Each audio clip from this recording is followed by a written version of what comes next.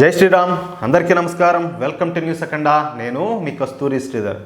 ఇరాన్కు వచ్చేసి కొత్త supreme leader అంట. ఏనండి ఒకసారి ఈ న్యూస్. ప్రస్తుతం ఈ ఇరాన్ సుప్రీం లీడర్ అంటే మనకందరికి కూడా గుర్తుకొచ్చేది ఆయతుల్లా అలీ ఖమేనీ. ఈయన గారు వచ్చేసి ఇజ్రాయెల్ దెబ్బపోయి దంకు అన్నాడు, తెలుసు కదా మీకు.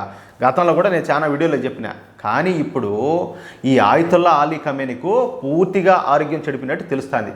మొన్న ఈ మధ్య ఇరాన్ పైన ఇజ్రాయెల్ చేసినటువంటి దాడుల మూలంగా ఈ Iran supreme leader Ayatollah Ali ఖమేనీకు హఠాత్తుగా గుండెపోటు వచ్చి తీవ్ర అస్వస్థకైతే లోనైనట్టు మనకు పక్కా సమాచారం అయితే వస్తుంది. అంతేకాకుండా ఏ క్షణంలోనైనా సరే ఆయన ఈ తీవ్రమైనటువంటి అనారోగ్యంతో కన్ను మూసే అవకాశం అయితే ఉండదంట.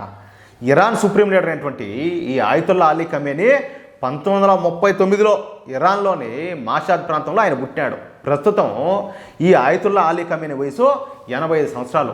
ఇతనికి మొత్తం 6 మంది పిల్లలు.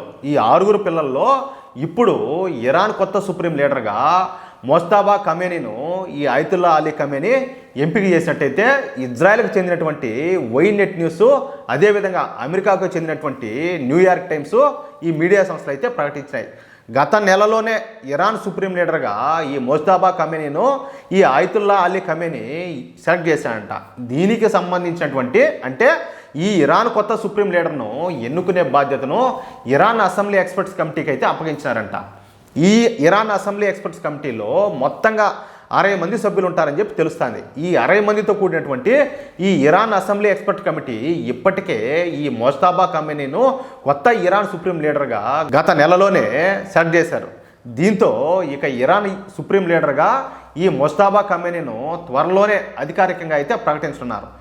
ఈ మోజ్తబా ఖమేనీ తన తండ్రి అలీ ఖమేనీ కంటే కూడా పెద్ద మత ఛాందసవాది అని చెప్పేసి మనకు అర్థమవుతుంది. అంటే ఈ అలీ ఖమేనీ కంటే కూడా అధికంగా ఈయన గారు అయితే ఇజ్రాయెల్ని అయితే వ్యతిరేకిస్తాడంట. ఇంకా ఇజ్రాయెల్ని వ్యతిరేకించే ఏమవుతుందో మనకు కూడా బాగా తెలిసిన ఏం జరుగుతుందో కూడా అర్థమవుతుంది మీకు. మొత్తానికి ఈ ఇరాన్కి సంబంధించిన అప్డేట్ అది. ఏం జరుగుతుందో ఏం జరగబోతుందో ఇంక చూడాలా. మీకు ఈ న్యూస్ నచ్చితే దయచేసి వీలైనంత మందికి ఈ న్యూస్ని షేర్ చేయండి. అలాగే మీ యొక్క అభిప్రాయాలను ఖచ్చితంగా కామెంట్ రూపంలో తెలియజేయండి. జై శ్రీరామ్.